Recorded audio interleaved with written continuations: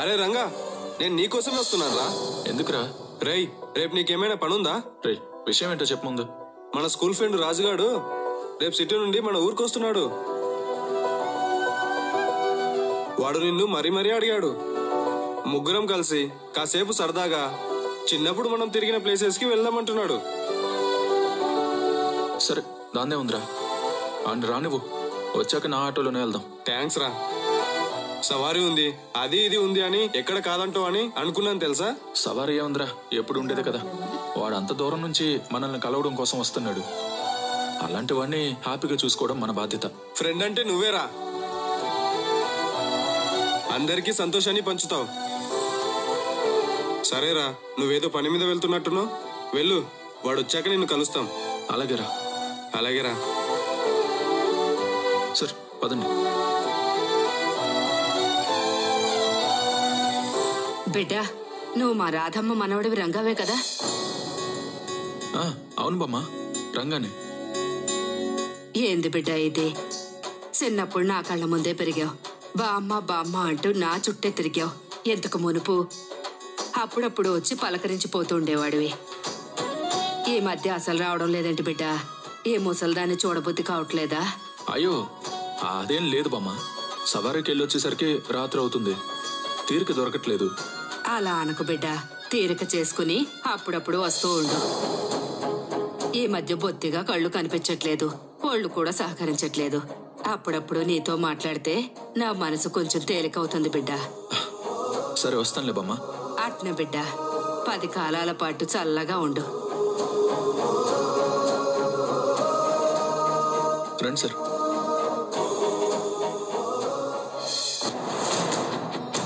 వీడు ఖచ్చితంగా రిషి కాదు, రంగానే. ఏంటి సార్? చేయలేదు. లేదు సార్, మీరు నాతో ఏమన్నా చెప్పాలనుకుంటున్నారా? నా మీద మీకు ఇంకా అనుమానంగానే ఉందా? లేదు, క్లారిటీ వచ్చేసింది. ఏం క్లారిటీ? నువ్వు రంగావి అని. అదేంటి సార్, నేను రంగానే కదా, మళ్ళీ రంగా అని క్లారిటీ రావడం ఏంటి?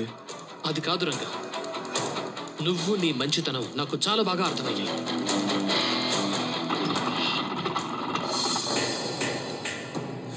అన్నా, ఆటో ఎక్కడన్నా వెళ్దాం? పదండి సార్, మా మామయ్య ఇల్లు దగ్గరలోనే ఉంది. నేను రాను. ఎందుకు సార్? ఆ ఇంటికి వెళ్ళాల్సిన అవసరం లేదు. మీరేదో అడగాలి అన్నారు కదా, మీ మనసులో ఉన్న డౌట్స్ అన్ని క్లారిఫై చేసుకుంటే మీకే మంచిది కదా. మళ్ళీ పెళ్లి తర్వాత ఈ పని వచ్చా అని అడిగితే బాగుండు, ఆ పని వచ్చా అని అడిగితే బాగుండు అని అనుకోవడం ఎందుకు సార్? నేను వాళ్ళని ఏమీ అడగను, అడగాల్సిన అవసరం కూడా లేదు. నాకున్న డౌట్స్ అన్ని క్లారిఫై అయిపోయాయి. ఆ అమ్మాయి మాకు బాగా నచ్చేసింది. పిల్లని నచ్చిందని మీ తమ్ముడు చెప్పాలి కానీ మీరు చెప్తున్నారేంటి? వాడికి నచ్చింది కాబట్టి మళ్ళీ నేను వచ్చాను. రంగా, మాకీ సంబంధం ఓకే. ఈ విషయం మీ మామయ్యతో నువ్వే చెప్పు. అన్నెందుకు చెప్పాలి? మీరే చెప్పొచ్చు కదా. నేను సిటీకి వెళ్ళిపోవాలి, నాకు టైం లేదు, అందుకే తనని చెప్పమంటున్నాను. ఎంక్వైరీకి టైం ఉంది కానీ సంబంధం నచ్చిందని చెప్పడానికి టైం లేదా? బుజ్జి, సార్ టైం లేదంటున్నారుగా, కొంచెం అర్థం చేసుకో. సరే సార్, మా మామయ్యకి నేనే చెప్తాను, మీరేం ఇబ్బంది పడకండి. థ్యాంక్స్. ఈ ఫోటోలో ఉన్న అమ్మాయిని మీరు ఎప్పుడైనా చూసారా?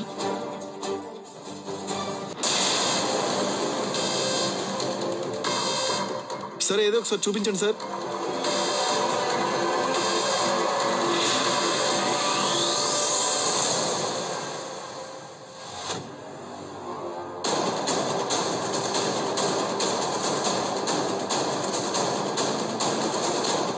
చెప్పండి, ఈ అమ్మాయిని చూసారా? ఈవిడ ఈవిడ సార్, మేమెప్పుడు ఈవిడ్ని చూడలేదు. సరే, నేను వెళ్తాను. సార్ ఉండండి, ఆటోలో వెళ్తారు. అదిగో ఆటో వస్తుంది. సినుభయ్యా, ఒక నిమిషం సార్, పదండి.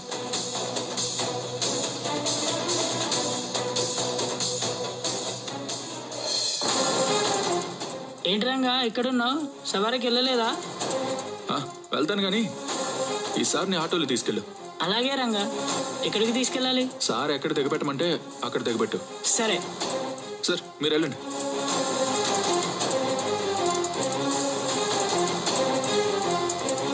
వెళ్ళండి సార్. రండి సార్.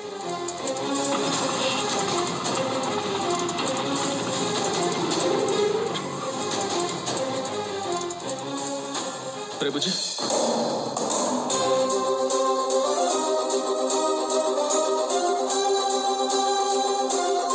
ఏంట్రా బుజ్జి అలా చూస్తున్నావు? మేడం గారు మన ఇంట్లోనే ఉన్నారు కదన్నా, ఎందుకు అబద్ధం చెప్పా?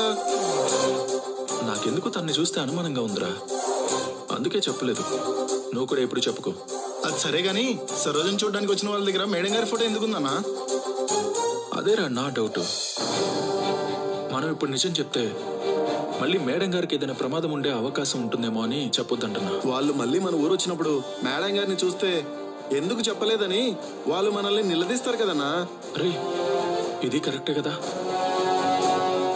నేనేంటి ఇంత చిన్న లాజిక్ మిస్ అయ్యాను? సరే వాళ్ళు చూసినప్పుడు అప్పుడు ఆలోచిద్దాం ఏం చేయాలి ఏంటనేది. వెళ్దాం పద.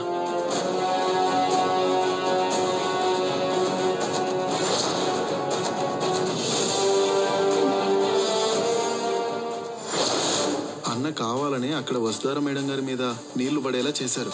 ఇప్పుడేమో ఇలా చేస్తున్నాడు. అసలు ఏంటిది? అన్న రంగానేనా లేదంటే మేడం గారు అంటున్నట్టు రిషి సారా? రే బుజ్జి ఇంకా అక్కడే ఉన్నావేంట్రా? రా. వస్తున్నా. సరోజా, సరోజా, సరోజా, సరోజా, నువ్వెందుకు వచ్చావు? రిషి సార్ కోసం. ఆ పేరు నీ నోట వినడమే తప్ప మనిషి ఎలా ఉంటాడో నాకు తెలీదు. అయినా నీ రిషి సార్ ఇక్కడికి ఎందుకు వస్తాడు? సరోజ ఇక్కడికి రంగా గారు వచ్చారా? ఓహో, నువ్వు అడుగుతుంది మా బావ గురించా? లేదు, రాలేదు. అయినా నువ్వున్నావు కదా, ఇంకా మా బావ నా దగ్గరికి ఎందుకు వస్తాడు? నువ్వు మా అమ్మమ్మ ఇల్లు వదిలి వెళ్ళిపోతే అప్పుడు మా బావ మా ఇంటికి వస్తాడేమో. అలా అంటావేంటి సరోజ? ఇప్పుడు నేనేం చేశాను? నువ్వే చేసావు, అంతా నువ్వే చేసావు. మా నాన్న నాకు పెళ్లి చూపులు జరిపించడానికి కారణమే నువ్వు. మా బావ నన్ను పెళ్లి చేసుకోకపోవడానికి కారణం కూడా నువ్వే. నిన్ను ఫస్ట్ టైం చూసినప్పుడే నీ మీద నాకు అనుమానం వచ్చింది. అసలు నిన్ను మా బావతో ఇంట్లో ఉండనివ్వద్దన్నాను. కానీ మా బావే ఆపదలో ఉన్న అమ్మాయిని ఇంట్లోంచి పంపించకూడదని నాకు సర్ది చెప్పాడు. అప్పుడు నేను మా బావ మాట వినడమే ఈరోజు నాకు శాపమైంది. ఇప్పుడు నీ కళ్ళు చల్లబడ్డాయా? నా బావని పట్టుకుని రిషి సార్ అంటూ తిరిగావు. ఏకంగా నువ్వు అన్నంత పని చేస్తున్నావు. నా బావని నాకు కాకుండా చేస్తున్నావు. సరోజ, నువ్వు పొరపాటు పడుతున్నావు. నా గురించి నువ్వు తప్పుగా ఆలోచిస్తున్నావు. లేదు, నేనేమీ తప్పుగా ఆలోచించట్లేదు, నిజమే చెప్తున్నాను. నీ వల్లే, కేవలం నువ్వు మా బావ జీవితంలోకి రావడం వల్లే ఇదంతా జరుగుతుంది. మా బావ అంటే నాకు ప్రాణం. నేనంటే కూడా మా బావకి ప్రాణమని నాకు తెలుసు. కానీ నువ్వే ఏదో మాయ చేసి మా బావ మనసులోంచి నన్ను తీసేశావు. నా బావని రిషి సార్ అంటున్నావు. కానీ నా బావని రిషి సార్ కాదు. తను నా బావ రంగానే. నీ రిషి సార్ ఉన్నాడో చచ్చాడో కూడా తెలీదు. ఇంకా ఆపు సరోజా.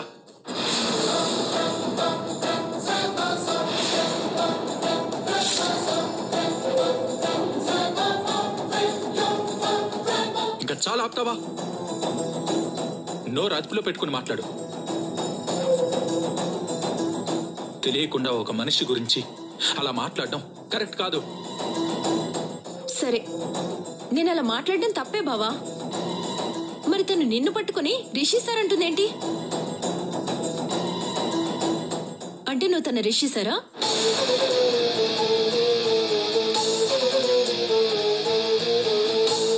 చెప్పలుడు, నా కూతురు అడుగుతుంది కదా.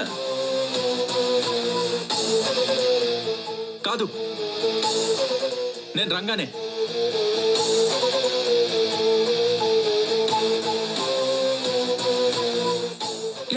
అయితే తనని ఎందుకు భరిస్తున్నావు బావా? అది నా ఇష్టం. నీకు చెప్పాల్సిన అవసరం నాకు లేదు. సరే బావా, ఒకటి అడుగుతాను, నిజం చెప్పు. నీ మనసులో నేను లేనా? పర్లేదు అల్లుడు, నీ మనసులో ఉన్నమాటే చెప్పు.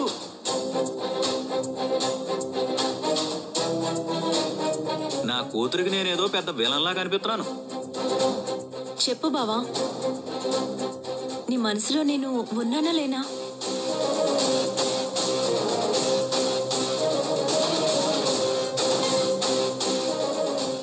లేవు.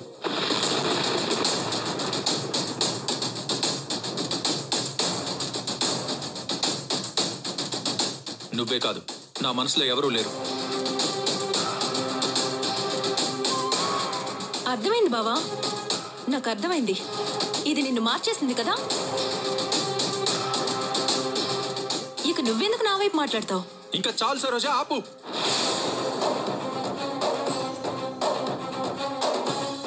ప్రతి చిన్న విషయానికి మేడం గారిని మాటలతో ఇబ్బంది పెట్టడం, తన మనసును కష్టపెట్టడం నీకు బాగా అలవాటైపోయింది.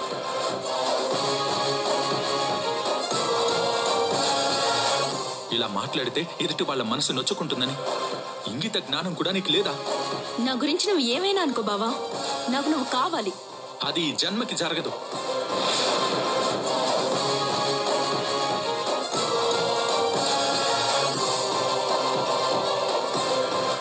అలా అంటే వింటు బావా.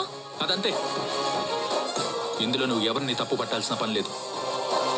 ఆ దేవుడు రాసిన తలరాతని బట్టే మన జీవితం ఉంటుంది.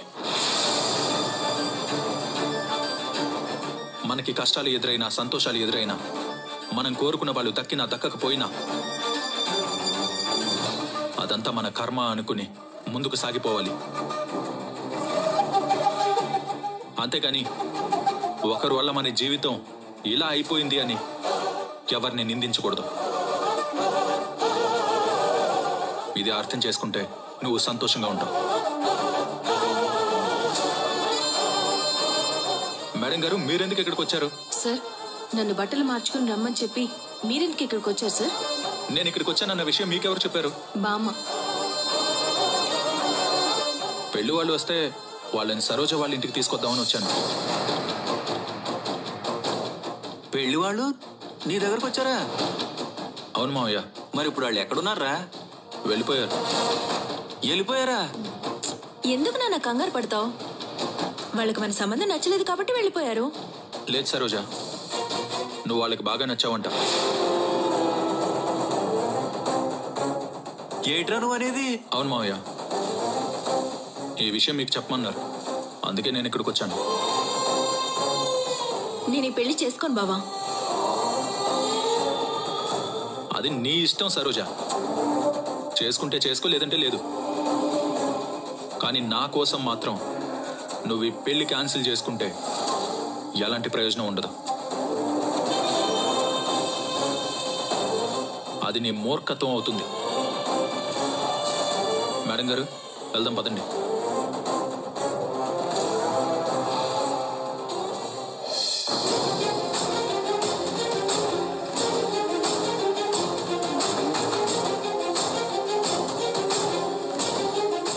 అమ్మా సరోజ, ఎప్పటికైనా నేను చెప్పేది నేనేం చేసినా అది నీ మంచి కోసమే. నువ్వు సంతోషంగా ఉండాలనే చేస్తాను. అలాంటిది నీ పెళ్లి విషయంలో నేనెంత ఆలోచించుంటానో నువ్వు ఒకసారి ఆలోచించమ్మా. అందుకే నా మాట నీ పెళ్లి చేసుకోమ్మా. పెళ్లి లేదు, గిళ్ళి లేదు. నేను చేసుకుంటే బావని చేసుకుంటాను, లేదంటే ఇలాగే ఉంటాను. వసుధారా, ఉండు నీ పని చెప్తా.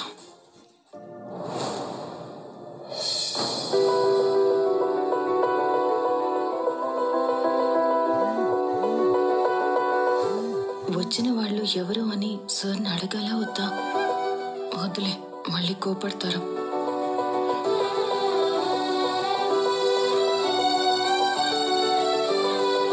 ఏంటి మేడం గారు అలా చూస్తున్నారు? పర్లేదు, ఏదో అడగాలనుకుంటున్నారుగా, అడగండి. సార్, పెళ్లి వాళ్ళు వచ్చారని అన్నారు కదా, వాళ్ళు మీకు ఇంతకు ముందే తెలుసా? మనకేం తెలుసు? తెలీదు. అది నువ్వెలా చెప్పగలవు? రిషి సార్కి తెలుసేమో. ఆ, మీరు చెప్పండి సార్.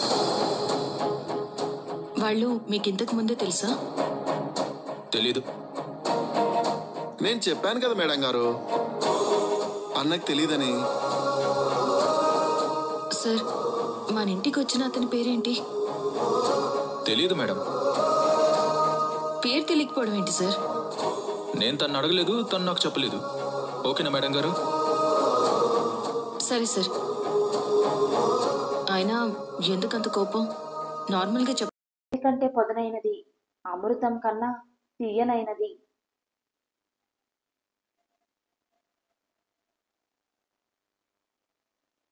మనం చెడ్డబుద్ధి గలవారికి దగ్గర ఉన్నా ఏమీ కాదు, కానీ అవసరం కోసం వాడుకునే వ్యక్తికి మాత్రం చాలా దూరంగా ఉండాలి.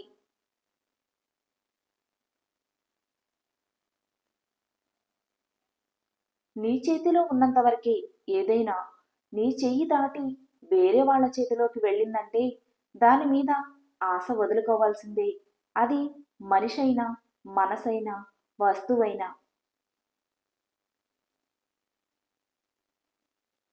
మిమ్మల్ని ఎవరైనా తప్పు పట్టారంటే మీరు తప్పు చేస్తున్నారని కాదు, మీరు చేస్తున్న పని వారికి నచ్చట్లేదని అర్థం. మీకు ఉన్నది చాలు అనుకుంటే మిగిలేది సుఖం, మీకు లేనిది కావాలి అనుకుంటే మిగిలేది దుఃఖం.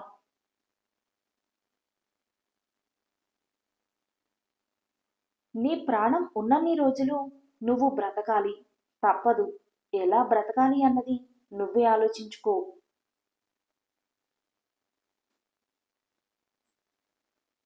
పూర్వం రోజుల్లో మనుషులు రాళ్లతో నిప్పు పుట్టించేవారట. ఇప్పటి రోజుల్లో మనుషులు మాటలతో ఏకంగా తగలబెట్టేస్తున్నారు. ముళ్ళ మొక్కకు మీరు ఎంత నీరు పోసినా దాని స్వభావం మారదు. అలాగే కొంతమంది వ్యక్తులతో మీరు ఎంత మంచిగా ఉన్నా, ఎంత ప్రేమగా ఉన్నా, మీరు ఎంత సహాయం చేసినా వారికి వంకర బుద్ధి మాత్రం మారదు. చెడ్డవాళ్ల దృష్టిలో తెలివి అంటే తప్పు చేసి తప్పించుకోవడం, మంచి వాళ్ళ దృష్టిలో తెలివి అంటే తప్పు చేయవలసిన పరిస్థితుల నుండి తప్పించుకోవడం. కొందరు టాలెంట్ లేకున్నా టాలెంట్ ఉన్నట్టు వాదన దిగుతుంటారు. అలాంటి వారితో వాదనకు దిగటం కంటే వీలైనంత దూరంగా ఉండడమే మంచిది. కొంతమంది బంధువులు వేసే మాటల బాణాలు తగిలిన వ్యక్తి హృదయం గాయాలతో తూట్లు పడుతుంది. అన్యాయంగా కూడబెట్టిన ధనం ఎప్పటికైనా ఖచ్చితంగా నశిస్తుంది. నీకు ఏదైనా సరే మంచిది కాదని తెలిస్తే చేయడం ఆపు, నిజం కాదని తెలిస్తే చెప్పడం ఆపు. మనిషిని చెడు ఆకర్షించినంత తొందరగా మంచి ఆకర్షించదు.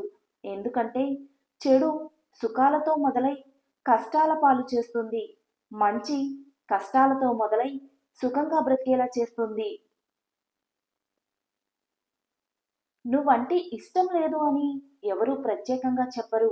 వారి ప్రవర్తన బట్టి నువ్వే అర్థం చేసుకోవాలి. కష్టమైనా నష్టమైనా నువ్వే దూరం అవ్వాలి. విలువలేని చోట బాధపడుతూ ఉండటం కంటే కష్టమైనా వదిలేసి ఉండడం మంచిది. మీరు చెప్పింది నమ్మడం మాత్రమే కాదు, మీ గురించి ఎవరు ఏం చెప్పినా నమ్మకుండా ఉండేవాడే మీ నిజమైన స్నేహితుడు. ఏమవుతుందో అని ఆలోచిస్తూ అసలు ప్రయత్నమే మానేస్తే ఇక్కడే మిగిలిపోతాం. ప్రయత్నించి ఓడిపోయినా ఏం చెయ్యకూడదు అని ఒక నిర్ధారణకు రావచ్చు. నీ లైఫ్లో కష్టకాలం వచ్చిందంటే నీ ఎదుగుదలకు సమయం మొదలైందని అర్థం. కష్టాలు ఏడిస్తే పోవు, సుఖాలు నవ్వితే రావు. గుండె నిబ్బరంతో నవ్వుతూ పోరాడితేనే నేటి కష్టాలే రేపటి సుఖాలవుతాయి. నీవు చేసే చిన్న సహాయం వలన ఈ ప్రపంచం ఏమీ మారిపోదు, కానీ సహాయం పొందినవాడి ప్రపంచం మాత్రం ఖచ్చితంగా మారిపోతుంది. సంపద ఉన్నవారందరికీ దానగుణం ఉండదు, దానగుణం ఉన్నవారికి అందరికీ తగినంత సంపద ఉండదు. సాధించిన వాడికి అందుకున్న దాని విలువ తెలుస్తుంది, పోగొట్టుకున్న వాడికి కోల్పోయిన దాని విలువ తెలుస్తుంది. ఎవరినైనా సరే వ్యక్తిత్వంతో ఆకట్టుకోవాలి, కానీ అందంతో కాదు. ఎందుకంటే అందం లైఫ్ లాంగ్ ఉండదు, గొప్ప వ్యక్తిత్వమే శాశ్వతం. నీకు ఏ ప్రత్యేక ప్రతిభ ఉండక్కర్లేదు, చేసే పని పట్ల ఆసక్తి ఉంటే చాలు. జీవితం అనేది నిన్ను నువ్వు తెలుసుకోవటం కాదు, నిన్ను నువ్వు నిర్మించుకోవటం. ప్రగల్భాలు పలికేవాడు పిసరంత కూడా సాధించలేడు, ఎడతెగక ప్రయత్నించేవాడు ఎప్పటికైనా విజయాన్ని సాధిస్తాడు. లోపల జరిగే యుద్ధాలు చాలానే ఉంటాయి. కోపాన్ని అణుచుకోవటం, బాధని దిగమింగుకోవటం, మౌనాన్ని భరించటం. ఈ వీడియో కనుక మీకు నచ్చినట్లయితే please do like, share and subscribe to my channel. Thank you for watching the video.